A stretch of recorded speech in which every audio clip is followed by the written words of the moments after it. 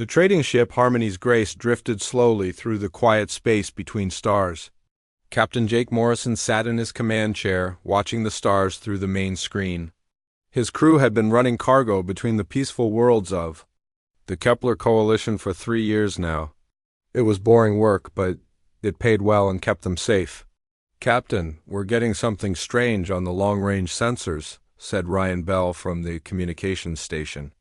He was young, maybe 25, with brown hair and nervous eyes. "It's not a normal signal." Jake turned toward him. "What kind of signal?" It's an SOS, sir. But it's coming from way out in the outer rim. Nobody goes out there anymore." "Lisa." Parker looked up from her engineering console. She was a tough woman in her 30s, with black hair tied back and grease on her hands. "The outer rim, that's Vex territory now. Anyone who goes there doesn't come back." Jake felt a cold feeling in his stomach. The Vex Collective had appeared 5 years ago from beyond the galaxy's edge. They were machines, cold and calculating. They consumed entire worlds, turning everything into more machines. The peaceful species of the galaxy had tried to fight them, but the Vex adapted to every weapon, every tactic. So far, 12 star systems had fallen. "Play the message." Jake sighed. Ryan's fingers moved over his controls. Static filled the bridge, then a woman's voice came through, weak and full of fear.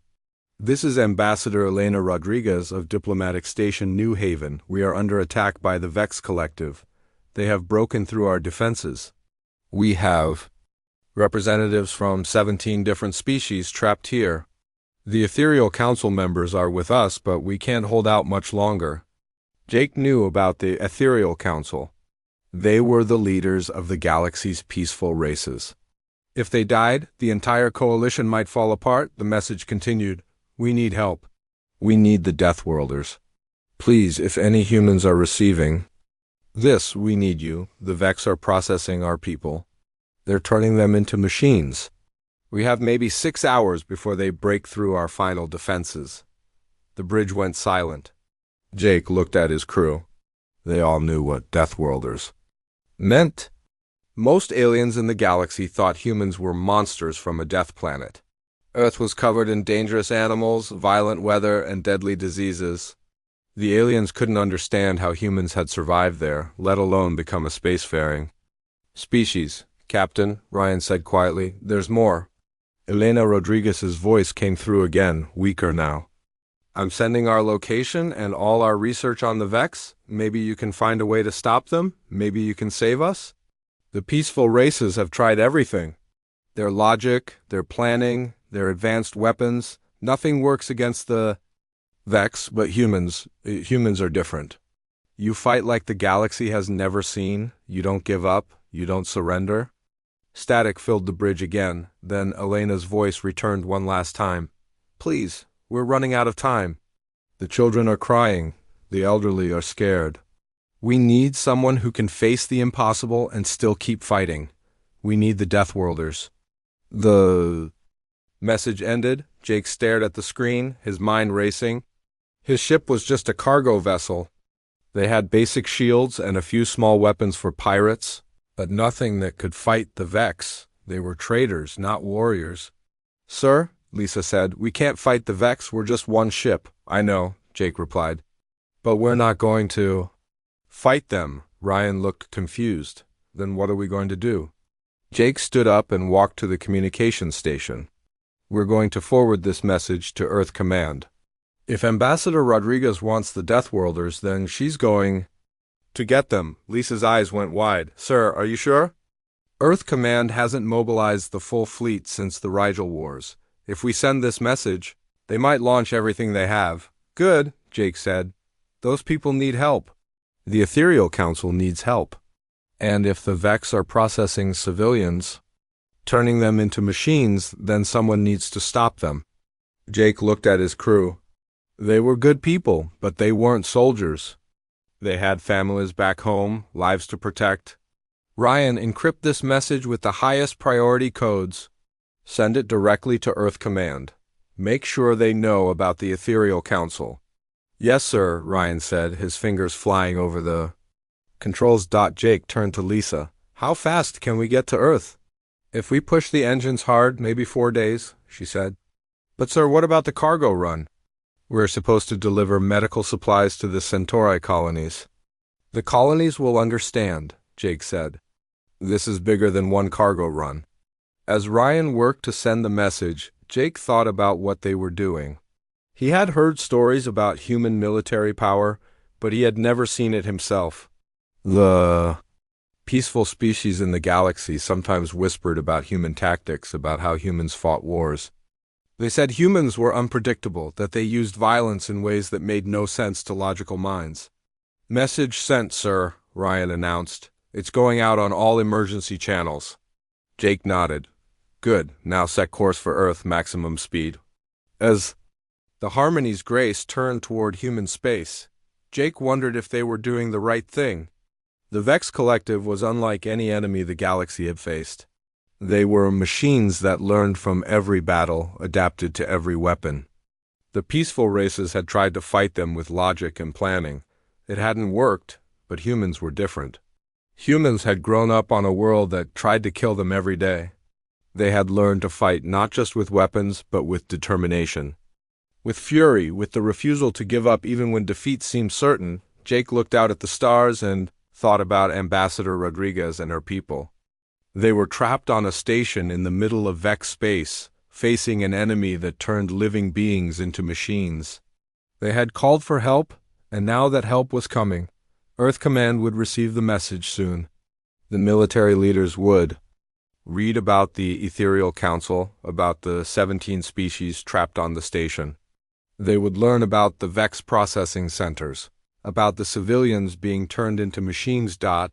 And then the Deathworlders would come. Jake had never been prouder to be human. The galaxy's peaceful races had spent centuries building a civilization based on logic and cooperation. It was beautiful, but it was also fragile. When the Vex came, that civilization couldn't defend itself, but the humans could. They had learned to fight on a world that showed no mercy. They had survived ice ages and plagues, wars and disasters. They had clawed their way from caves to the stars, and they had never learned to quit. The Harmony's Grace jumped to faster-than-light speed, racing toward Earth with news that would change everything. Behind them, in the dark space of the Outer Rim, Ambassador Rodriguez and her people waited for rescue, not knowing that their desperate call for help was about to summon the most terrifying force the galaxy had ever seen. The Deathworlders were coming. Admiral Catherine Hayes stood in the command center of Earth Defense Headquarters, staring at the message that had just arrived from the Outer Rim. The words of Ambassador Rodriguez echoed in her mind. 17 species trapped. The Ethereal Council in danger. The Vex Collective processing civilians into machines. Catherine was 52 years old, with gray hair and sharp blue eyes. She had fought in 3 wars and commanded fleets across the galaxy, but she had never seen anything like this message. Admiral, said Colonel Patricia Stone, her aide, the message contains Protocol 7 activation codes. They're authentic. Catherine's blood ran cold. Protocol 7 was the most classified plan in human military history. It was designed for one purpose: to respond to existential threats against humanity's allies. The protocol had never been activated before. How long since the message was sent? Catherine asked. 4 hours, ma'am. The signal came from a cargo ship called Harmony's Grace. They forwarded it from the diplomatic station. Catherine walked to the massive holographic display that showed the galaxy. Red dots marked the 12 systems already consumed by the Vex, the diplomatic station. New Haven was a tiny blue dot surrounded by an ocean of red. Give me General Marcus Webb at Marine Command, Catherine said, and contact Admiral Robert Kane at the shipyards. Tell them we're activating Protocol 7. Colonel Stone's eyes widened. Ma'am, that's the entire fleet. Every ship, every Marine, every pilot. I know what it is, Catherine said quietly. The message was clear. They asked for the Deathworlders. They're about to get them. Within minutes, communication channels across human space exploded with activity. On Mars, Admiral Kane received the activation codes and immediately began recalling ships from patrol duties. On Luna, General Webb started mobilizing the orbital drop Marines. On Earth, the defense contractors began loading ammunition and supplies. At a pace not seen since the Rigel Wars. Captain Alex Turner was eating lunch on the assault carrier, Iron Wolf, when the alarm sounded. He was 38, tall and lean, with black hair and green eyes. He had been born on a colony world and had spent his entire adult life in the military. "All hands to stations," came the announcement. "This is not a drill." "Repeat, this is not a drill." Alex ran to the bridge where his crew was already preparing for action. Commander Nicole Foster met him at the door. She was younger than Alex, maybe 30, with red hair and freckles. She commanded the ship's fighter squadron. "Sir, we're getting orders to join the main fleet," Nicole said. "Full combat load." "They're telling us to prepare for extended operations." Alex looked at the message on his screen. The words made his stomach tight. The Vex Collective was processing civilians, turning them into machines. The peaceful races had tried to fight and failed. "Get me Colonel Marcus Brown in the Marine Bay." Alex said. Marcus Brown was 45, a big man with a shaved head and scars on his hands. He had been fighting wars since he was 18. When Alex's call came through, Marcus was already suiting up his Marines. "Colonel, what's your status?" Alex asked. "Ready for drop, sir," Marcus replied. "My boys have been watching the news about the Vex. They're eager to show these machines what humans can do." "Good, we launch in 2 hours." Across human space, the same scene was playing out on hundreds of ships. The Terran Defense Fleet was the largest military force in the galaxy, but it had never been fully mobilized. Most alien species didn't understand why humans maintained such a massive army. They thought it was wasteful, aggressive. Now they were about to understand. Admiral Catherine Hayes stood on the bridge of the flagship USS Vengeance as the fleet began to assemble. The ship was massive, 2 kilometers long, with enough firepower to level a planet. It was the most advanced warship humanity had ever built. "Fleet status report," Catherine said. 237 ships and counting," reported Commander Kevin Nash, her tactical officer. "We have 12 dreadnoughts, 45 cruisers, 80 destroyers, and 90 support vessels. Marine complement is at full strength."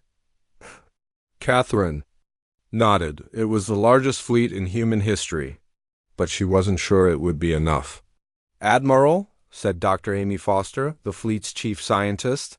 She was a small woman with brown hair and thick glasses. "I've been studying the Vex technology from the intelligence reports. They adapt to any weapon used against them. Conventional tactics won't work." "Then we'll use unconventional tactics," Catherine said. "That's what we do." As the fleet prepared to leave, word spread through the galactic community. The Kepler Coalition's leaders watched in shock as human ships poured out of their home systems. They had never seen anything like it. Admiral Zethka of the Kepler Defense Force contacted Catherine directly. Zethka was a tall, thin alien with blue skin and 4 arms. His species had been fighting the Vex for months and losing badly. "Admiral Hayes," Zethka said through the communication system, "I must warn you. The Vex have consumed 12 systems. They learn from every battle. They adapt to every weapon. Approaching their territory is suicide." Catherine looked at the alien admiral on her screen. She had fought alongside Zethka before and respected him, but he didn't understand what he was asking. "Admiral Zethka," she said slowly, "you sent a message asking for the Deathworlders. You called for help from the species that survived on a world that tried to kill them every day. Did you think we would send a small rescue force?" Zethka's eyes widened. "Admiral, surely you're not bringing your entire fleet?" "Every ship we have," Catherine said. "Every Marine, every pilot, every weapon. The Vex want to process civilians into machines. They want to destroy the Ethereal Council. They picked the wrong species to threaten." "But the risk," Zethka said. "If you lose your fleet, humanity will be defenseless." Catherine smiled, and it was not a kind smile. "Admiral, you don't understand. Earth didn't make us strong because it was safe. It made us strong because it was dangerous. We learned to fight not just with weapons, but with desperation. We learned that sometimes the only way to protect what you love is to destroy what threatens it. She paused, looking at the alien admiral. You called the Deathworlders. Now you'll see why our planet tried to kill us for 1,000,000 years and failed. The communication ended, leaving Zethka staring at a blank screen. Around him, his staff looked worried. They had asked for help, but they were beginning to realize they had no idea what they had unleashed on the USS Vengeance. Catherine watched as the last ships joined the fleet. Captain Turner's Iron Wolf took position in the assault formation. Commander Foster's destroyers formed a screen around the main battle group. Colonel Brown's Marines checked their weapons and prepared for the fight of their lives. All ships. Report ready, Commander Nash announced. Catherine looked out at the stars. Somewhere out there, Ambassador Rodriguez and her people were waiting for rescue. The Ethereal Council was trapped on a station surrounded by machines that wanted to turn them into more machines. Signal the fleet, Catherine said. All ships prepare for jump. We're going to show the Vex Collective what happens when you threaten. The innocent, the massive fleet began to move. 237 ships, carrying the hopes and fury of humanity. They were heading into the most dangerous region of space to face an enemy that had never been defeated. But they were not going as conquerors or explorers. They were going as protectors, as defenders of those who could not defend themselves.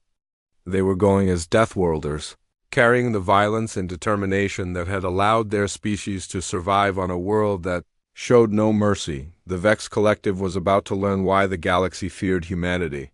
They were about to face an enemy that had spent 1,000,000 years learning to fight, to adapt, to survive against impossible odds. The Deathworlders were coming, and they were bringing everything they had.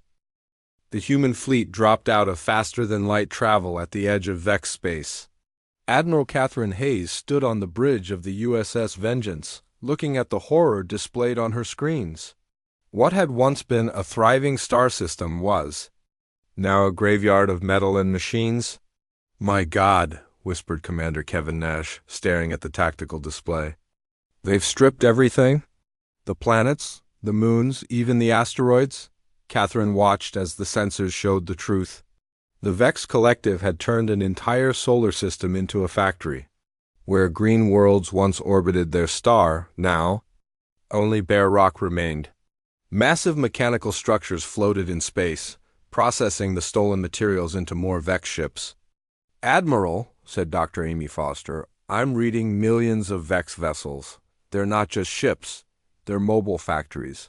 They're building more of themselves even as we watch. Captain Alex Turner's voice came through the communication system from the Iron Wolf. Admiral, my fighters are detecting something else. Heat signatures that might be ... organic. Catherine's face went hard. Show me. The main screen changed to show massive cylindrical structures floating near the Vex factories. Inside each cylinder, thousands of small heat sources pulsed weakly. Processing centers, Dr. Foster said quietly. They're keeping the captured populations alive while they convert them. Catherine felt anger rise in her chest. The Vex weren't just destroying civilizations, they were torturing them. Keeping people alive while slowly turning them into machines? Lieutenant Commander Sam Mitchell, Catherine called to her intelligence officer. Take the Ghost Rider and 3 other stealth ships. Get me detailed scans of those processing centers. I want to know exactly what we're dealing with. Sam Mitchell was 32, a thin man with dark hair and quick eyes. He had been running reconnaissance missions for 10 years. Yes, ma'am, we'll be invisible. The 4 stealth ships disappeared from the fleet's sensors, using advanced technology to hide from Vex detection. But as they moved deeper into enemy space, what they found made Sam's blood run cold. The processing centers were worse than anyone had imagined. The Vex were keeping millions of beings from dozens of species alive in mechanical pods.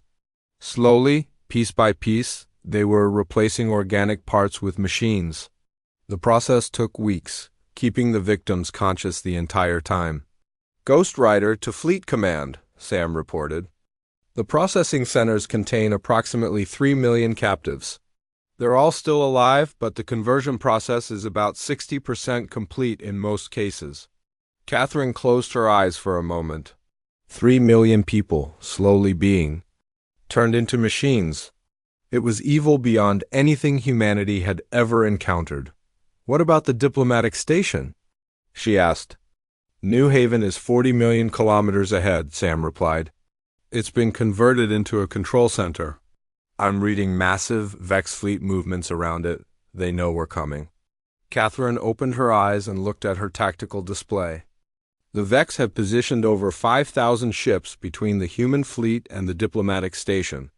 Each ship was different, adapted from the technology of the species they had conquered. "Admiral," said Commander Nicole Foster from the Iron Volve, "my pilots are ready, but those Vex ships, they're not like anything we've fought before. They adapt to every weapon we use." Catherine nodded. The intelligence reports had been clear. The Vex learned from every battle, adapted to every tactic. The peaceful races had tried to fight them with logic and planning. It hadn't worked because the Vex were better at logic than any organic mind. But humans weren't logical. Humans were chaotic, unpredictable, driven by emotion and instinct. That was about to become their greatest weapon. "All ships," Catherine announced to the fleet. "Battle stations. We're going to show the Vex something they've never seen before. We're going to fight like humans." The first engagement began when the Vex sent a probe force of 200 ships to test human capabilities. They approached in perfect formation. Their weapons optimized for the most efficient kill patterns. Captain Turner launched his fighters to meet them. But instead of following standard attack patterns, the human pilots did something the Vex couldn't understand. They attacked in seemingly random directions, using maneuvers that made no tactical sense. Commander Foster led her squadron in a diving attack that should have been suicide. The Vex calculated the intercept course and prepared their defenses. But at the last second, Foster's fighters scattered in all directions, firing wildly at nothing. The Vex tried to adapt, but they couldn't predict what the humans would do next. Because the humans themselves didn't know. They were fighting on instinct, using their emotions to guide their actions. "The Vex are confused," reported Dr. Foster from the science station. "Their formation is breaking down.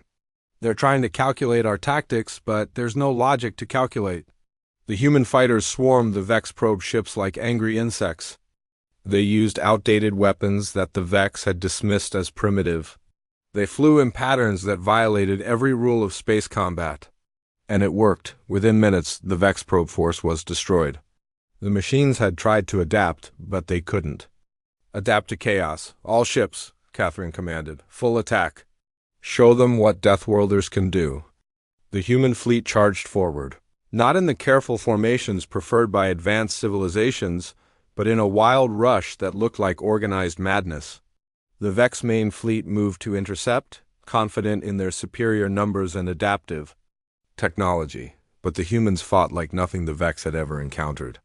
Captain Turner's assault ships used ramming attacks, driving their reinforced hulls into Vex vessels at maximum speed. The Vex couldn't understand why anyone would sacrifice expensive ships for minimal damage. Colonel Marcus Brown's Marines launched in small assault pods, not toward strategic targets but toward whatever ships looked interesting. They had no grand plan, just the simple goal of killing as many Vex as possible. The destroyers under Commander Foster's command spread out across the battlefield, attacking from every direction at once. When the Vex adapted to their weapons, the humans switched to different weapons. When the Vex adapted to those, the humans started using mining charges and construction tools. Dr. Foster watched the battle from the science station, amazed by what she was seeing.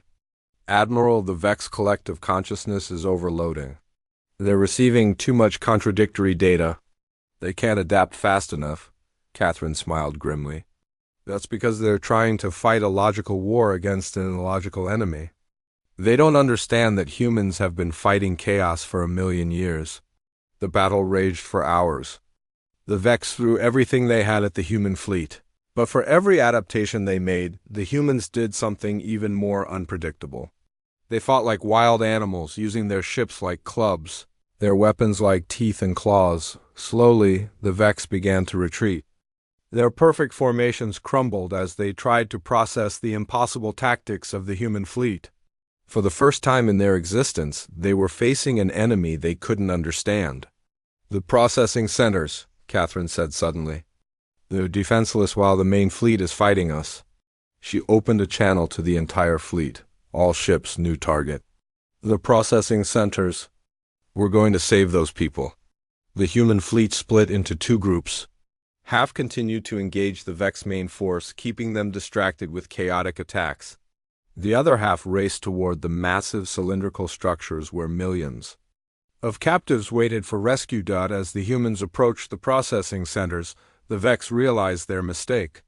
They had focused all their attention on the main battle, leaving their most valuable assets undefended. They tried to redirect ships to protect the centers, but it was too late. The human rescue ships surrounded the processing centers, cutting through the Vex defenses with desperate fury. They weren't fighting for territory or resources. They were fighting to save innocent lives. "Begin evacuation procedures," Catherine ordered. "Get those people out of there." The rescue began even as the battle continued around them. Human Marines stormed the processing centers, fighting through corridors filled with mechanical horrors.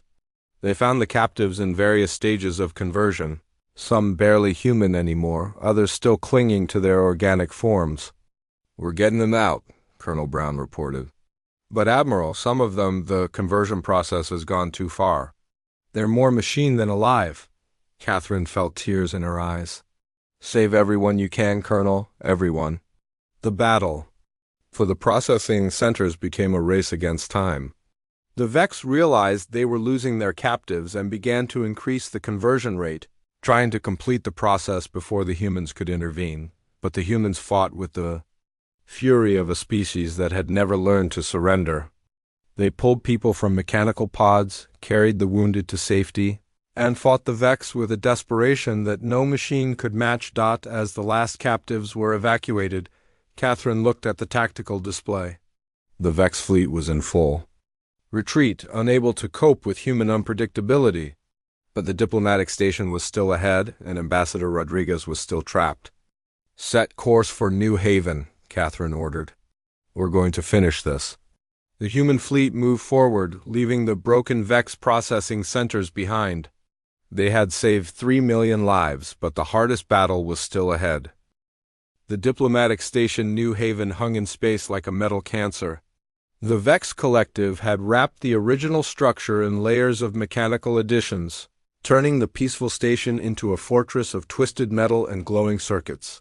Massive weapon platforms surrounded it, each one bristling with adaptive defenses. Admiral Catherine Hayes stared at the tactical display on the bridge of the USS Vengeance. The station was 40 kilometers long and covered with Vex technology. Getting inside would be almost impossible with a direct attack. "Admiral," said Commander Kevin Nash, "the station's defenses are incredible. They have energy shields, particle cannons, and what looks like a new type of adaptive armor. A frontal assault would cost us half the fleet." Catherine nodded grimly. The Vex had learned from their defeat at the processing centers. They were ready for human tactics now, or at least they thought they were. "We need someone inside," Catherine said. "Captain Kelly West, report to the bridge." Kelly West was 35 years old, with short blonde hair and steady gray eyes. She commanded the stealth insertion team, the most dangerous job in the fleet. Her people specialized in getting into places that couldn't be reached any other way. "You called, Admiral?" Kelly said as she entered the bridge. "I need you to get inside that station," Catherine said. "Find Ambassador Rodriguez and the hostages." "But Kelly, there's more. Dr. Foster has been monitoring Vex communications. They're not just holding the diplomats, they're using them to learn about our civilizations." Dr. Foster stepped forward, adjusting her glasses. "The Vex have been accessing the station's diplomatic archives. They're learning about every peaceful species in the galaxy. If they get that information, they could impersonate diplomats and infiltrate our worlds." Kelly studied the station on the display. "What's my team size?" "Take whoever you need," Catherine said. But remember, if you can't save the hostages, you have to destroy that information. We can't let the Vex use it against the peaceful races. Kelly nodded. I'll take Sergeant Tony Martinez, Corporal Lisa Gray, and Danny Clark. We'll get your people out. Tony Martinez was a big man with dark hair and scarred hands. He had been fighting in small unit actions for 15 years. Lisa Gray was younger, maybe 28, with red hair and quick reflexes. She was an explosives expert. Danny Clark was the team's tech specialist, a thin young man who could hack any computer system. How do we get in? Tony asked as the team gathered in the equipment bay. Kelly pointed to the tactical display. We use modified escape pods. The station is surrounded by debris from destroyed ships. We go in dark, no engines, no signals, just drift in like space junk. Lisa checked her explosives kit. What about the defenses? The Vex are watching for ships and missiles, Kelly said. They're not expecting 4 people in a tin can. Danny looked at his computer equipment. Once we're inside, I'll need to access their systems. If the diplomatic archives are there, I can copy them before we destroy the originals. The insertion team climbed into their modified escape pod. It looked like debris from the outside, but inside it was packed with weapons, explosives, and life support for a 12-hour mission. Launch in 60 seconds, came the announcement. From the ship's bridge, Kelly strapped herself in and checked her equipment one more time. Pistol, rifle, grenades, cutting tools, and a small nuclear charge that could level a city block. Standard equipment for an impossible mission. The pod launched silently, drifting toward the station with no engine signature. Kelly watched through the small viewport as they approached the Vex fortress. Up close, it was even more terrifying. The original station was barely visible under layers of mechanical additions. Contact in 2 minutes, Danny whispered. Monitoring his instruments, the pod bumped against the station's hull with a soft clang. Kelly held her breath, waiting to see if the Vex had detected them. Nothing happened. We're clear, she whispered.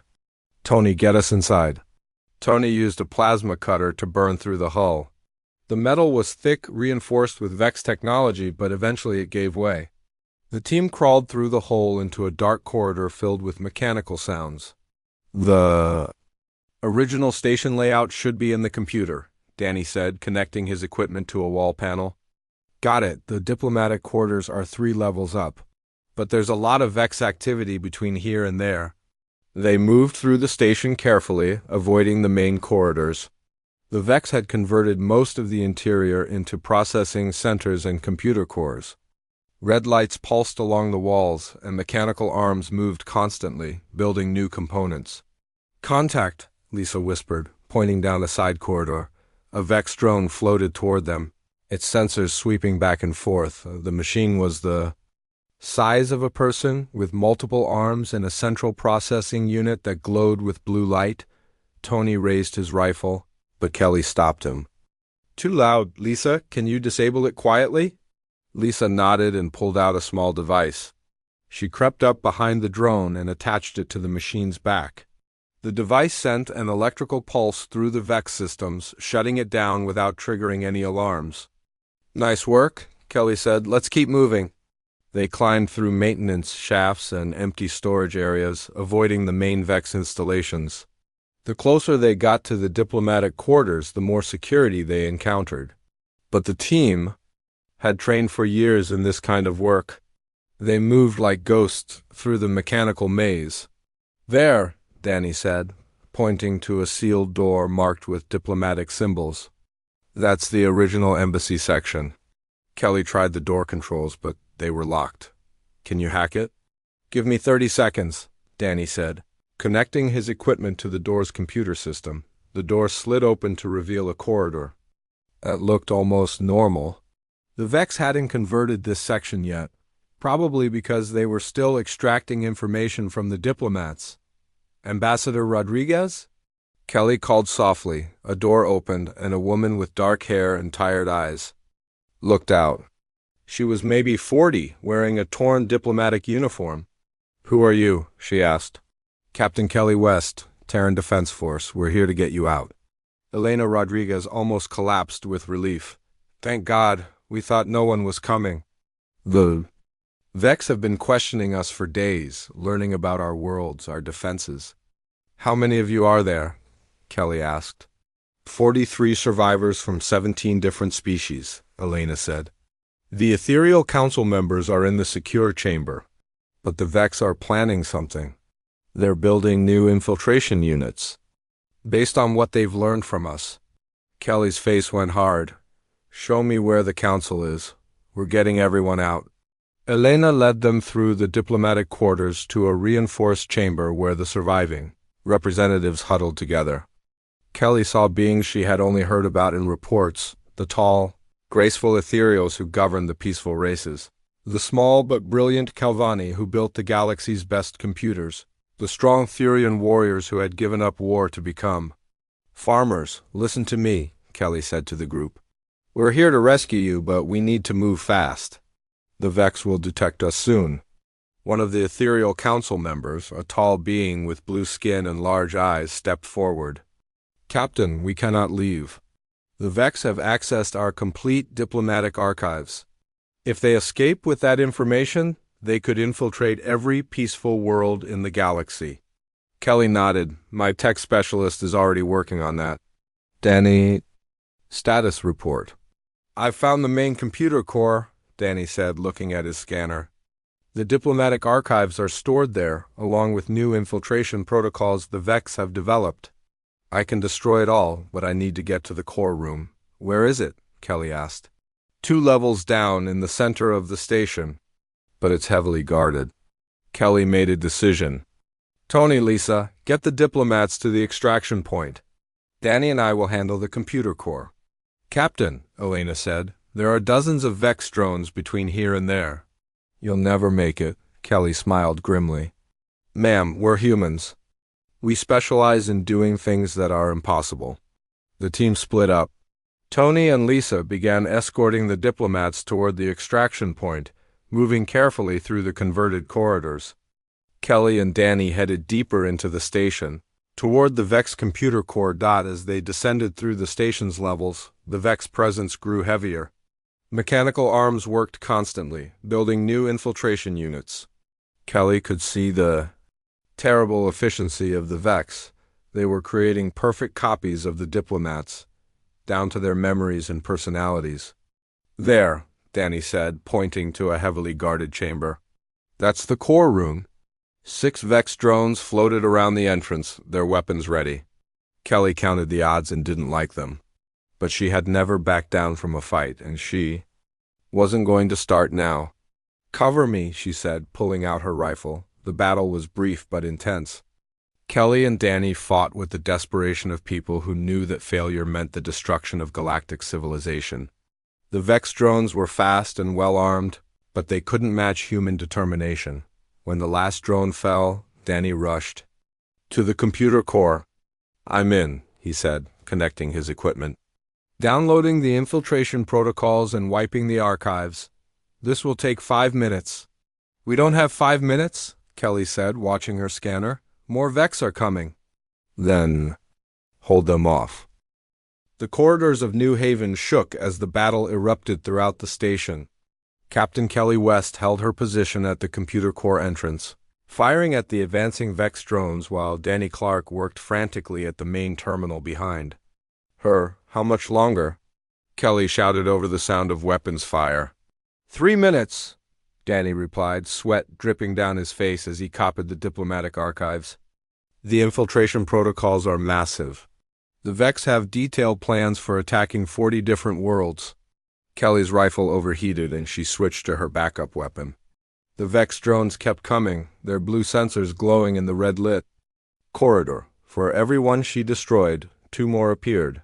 Meanwhile, outside the station, Admiral Catherine Hayes watched the tactical display with growing concern. The Vex had realized the humans were inside and were mobilizing their entire defense fleet. Admiral, said Commander Kevin Nash, we're detecting massive energy buildup around the station. They're preparing to activate some kind of weapon. Catherine opened a channel to the entire fleet. All ships, the enemy is planning something big. Be ready for anything. Dr. Amy Foster studied her sensor readings with alarm. Admiral, the Vex are routing power from their entire network into the station. I've never seen energy levels this. Hi, Captain Alex Turner's voice came through from the Iron Vault. Admiral, my fighters are reporting strange behavior from the Vex ships. They're not attacking anymore. They're just dieting. Catherine felt ice in her stomach. The Vex were too smart to just wait. They were planning something terrible. On the station, Kelly's ammunition was running low. She had been fighting for 20 minutes, and the Vex drones seemed endless. But Danny was almost finished with his work. Got it, Danny said suddenly. All the diplomatic data is copied and the original archives are wiped. But Kelly, look at this. The Vex aren't just planning to infiltrate our worlds. They're building a weapon that can destroy entire star systems. Kelly glanced at Danny's screen and saw the terrible truth. The Vex had been using the captured worlds not just to build ships, but to construct a massive weapon capable of turning stars into black holes. We have to warn the fleet, Kelly said. Already transmitting, Danny replied. But there's more. The weapon is almost complete. They just need one more thing, the location of Earth. Kelly's blood went cold. Do they have it? Not yet. But they're trying to extract it from the Ethereal Council's memories. If they succeed, an explosion rocked the corridor as more Vex forces arrived. Kelly saw a new type of drone approaching, larger, more heavily armed, with adaptive armor that shifted and changed as she watched. Time to go, she said, pulling Danny away from the terminal. Did you plant the charges? Everything's set, Danny said, checking his detonator. This whole section will go up in 60 seconds. They ran through the corridors as the Vex pursuit forces closed in. The station shook with explosions as Lisa Gray's demolition charges began, destroying critical systems throughout the complex. In the diplomatic quarters, Tony Martinez and Lisa were leading the rescued hostages toward the extraction point. The group moved slowly. Many of the diplomats were injured or weak from their captivity. Keep moving, Tony shouted as Vex drones appeared behind them. He and Lisa took defensive positions, holding off the machines while the diplomats escaped. Ambassador Elena Rodriguez helped support one of the Ethereal Council members who had been badly hurt during questioning. How much further? She asked. Almost there, Lisa replied, checking her map. The extraction bay is just ahead. But when they reached the bay, they found it swarming with Vex security forces. The machines had figured out their escape route and were waiting. We're trapped, Tony said grimly. Outside the station, Admiral Catherine Hayes was facing her own problems. The Vex fleet had formed a perfect sphere around New Haven, trapping the human rescue team inside. Worse, her sensors showed the massive weapon Danny had discovered was indeed real. Admiral, Dr. Foster reported, the Vex are channeling energy from 12 star systems into that weapon. If they fire it at our sun, Earth will be destroyed. Catherine made a decision that would define the rest of the battle. All ships, new mission. We're not just rescuing hostages anymore. We're stopping that weapon from reaching Earth. Captain Turner launched every fighter he had. Commander Nicole Foster's destroyers spread out to attack the Vex power conduits. Colonel Marcus Brown prepared his Marines for the most desperate assault in human history. This is suicide, Commander Nash said quietly. Maybe, Catherine replied, but we're humans. We've been doing impossible things since we learned to walk upright. The human fleet attacked with a fury that shocked even the Vex. Ships that should have retreated instead charged directly into enemy fire. Fighters that should have used evasive maneuvers instead flew straight at their targets. Captain Turner led a squadron of bombers directly at the weapon's power core. Vex interceptors swarmed around them, but Turner's pilots fought like demons. They used their ships as weapons, ramming Vex vessels when their ammunition ran out. Commander Foster's destroyers attacked the energy conduits feeding the weapon. The Vex adapted their defenses, but Foster kept changing tactics. When energy weapons failed, she used kinetic projectiles. When those were stopped, she used mining charges. The battle became a test of will between machine logic and human determination. The Vex tried to calculate the most efficient response to each human attack, but the humans weren't fighting efficiently. They were fighting desperately inside the station. Kelly and Danny had reached the extraction bay where Tony and Lisa were pinned down by Vex forces. Kelly saw the problem immediately. There were too many drones to fight through. "Lisa," she called, "can you bring down that support beam?" Lisa looked at the massive metal beam holding up part of the bay's ceiling. "If I do, this whole section might collapse." "Do it," Kelly said. Lisa placed her remaining explosives on the support beam and triggered them. The explosion brought down tons of metal and debris, crushing most of the Vex drones but also blocking their escape route. "Now what?" Tony asked. Kelly looked around the damaged bay and saw their salvation. "Emergency airlocks." "We go outside and signal for pickup?" The idea was crazy. They would be floating in space with minimal protection while a massive battle raged around them. But it was their only chance. "Everyone into emergency suits," Kelly ordered. As the diplomats struggled into the bulky emergency suits. Danny continued monitoring the battle through his portable scanner. "The fleet's taking heavy casualties," he reported. "But they're disrupting the weapon's power flow." Admiral Catherine Hayes watched as her ships threw themselves at the Vex weapon with suicidal courage. Half her fleet was already destroyed, but the weapon's energy levels were dropping. "All ships," she broadcast. "One final push. Everything we have. For Earth, for the peaceful races, for everyone counting on us." The remaining human ships charged forward in a wave of desperate heroism. They had no plan except to destroy the weapon before it could fire. Some ships rammed the power conduits directly.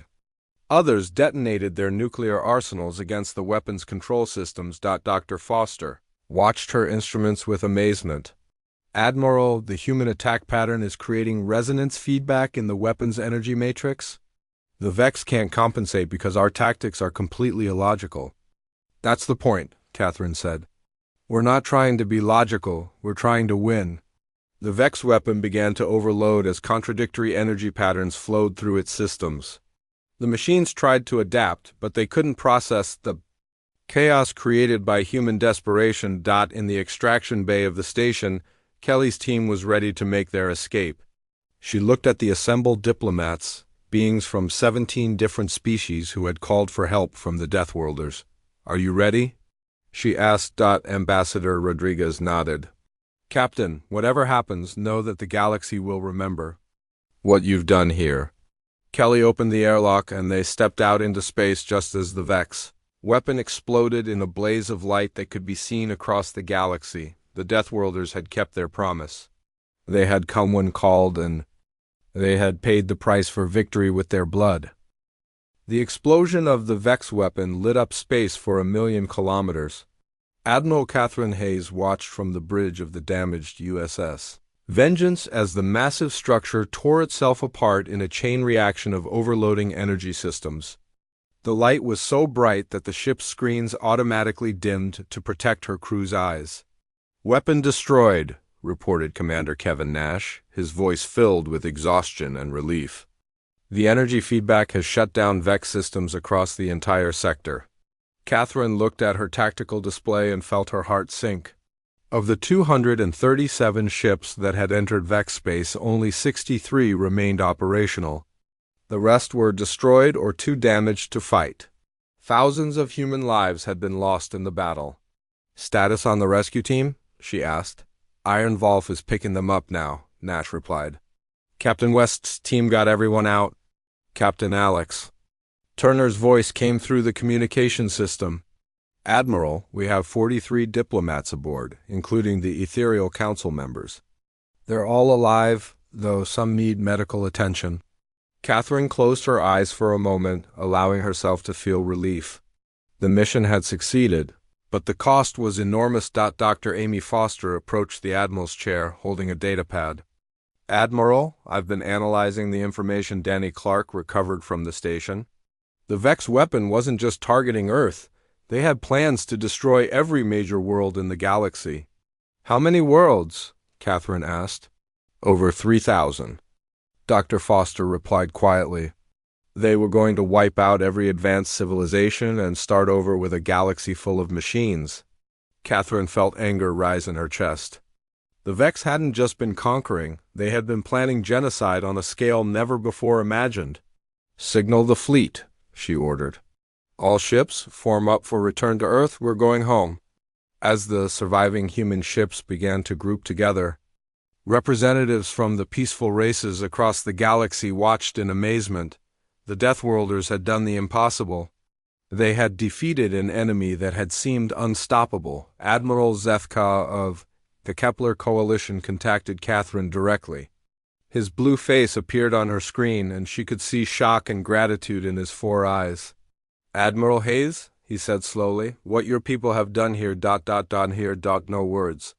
The Vex Collective was the greatest threat our civilization has ever faced. You have saved us all." Catherine looked at the alien admiral. "We did what we had to do.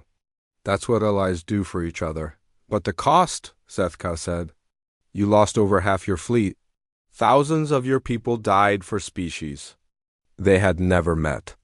"That's what makes us human," Catherine replied. "We don't abandon those who need help, no matter the cost." On the medical bay of the Iron Valve, Ambassador Elena Rodriguez sat with the rescued diplomats. Many of them were injured, and all of them were traumatized by their experience with the Vex, but they were alive, and that was what mattered. Captain Kelly West entered the medical bay, her armor scarred from the battle inside the station. Elena looked up as she approached. "Captain," Elena said, "I need to thank you. What you and your team did. You saved not just our lives, but our entire civilization." Kelly sat down beside her. "Ma'am, we just did our job." "No," Elena said firmly. "You did much more than that. I've been a diplomat for 20 years. I've met humans before, but I never understood what you really were until today."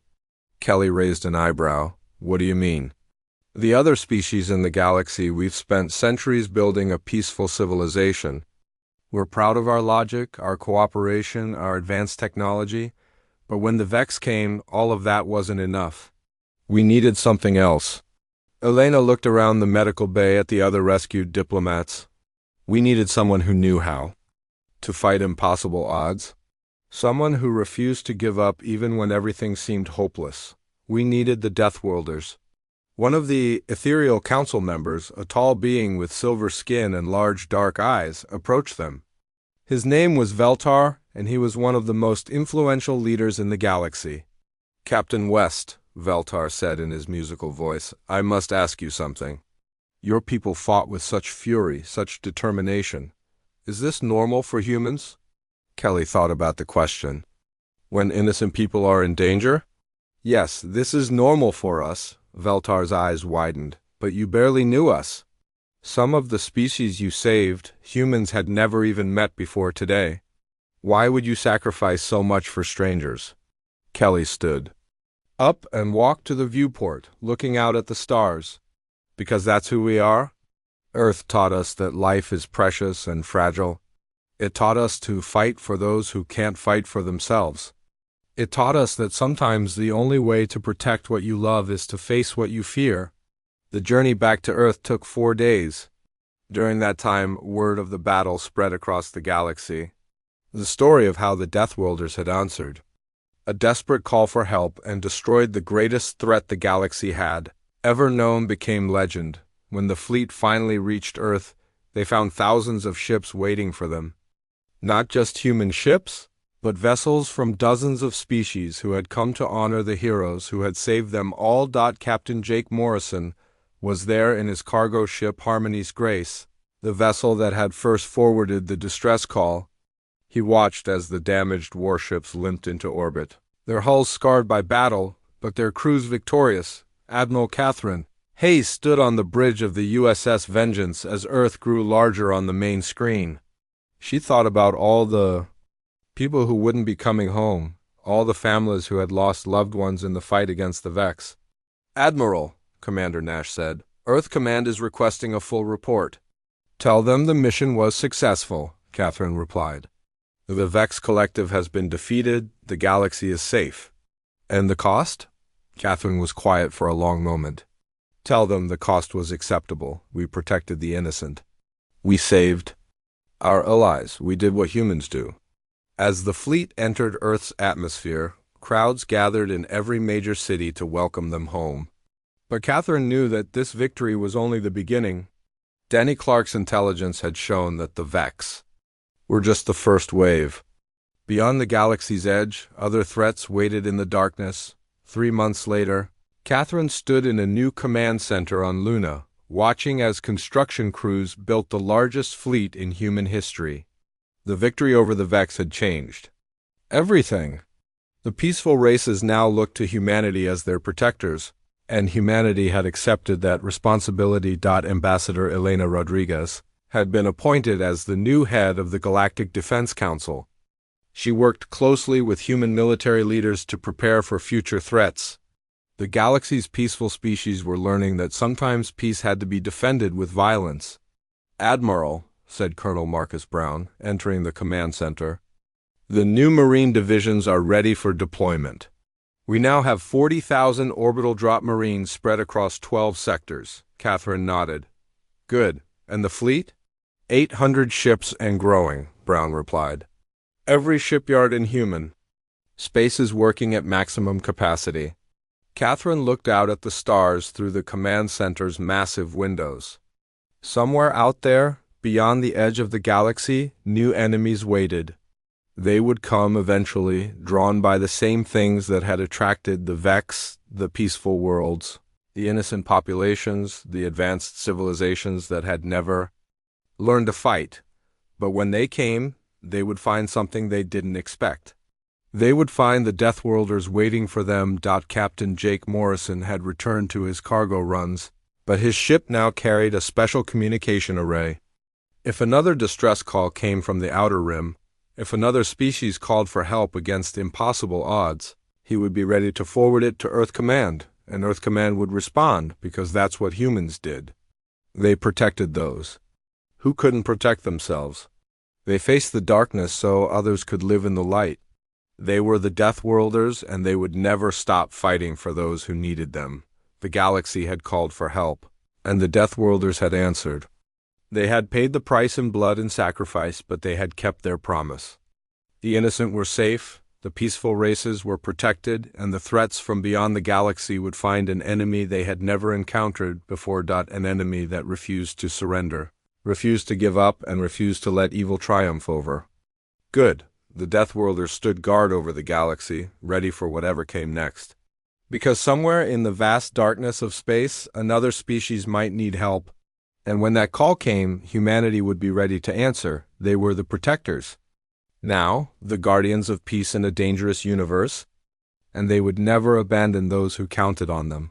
No matter the cost, the story of the SOS that summoned the relentless fleet of Deathworlders had become legend. But for humanity, it was just the beginning of their greatest responsibility. Keeping the galaxy safe from those who would destroy it. The Deathworlders were watching, and they would never stop.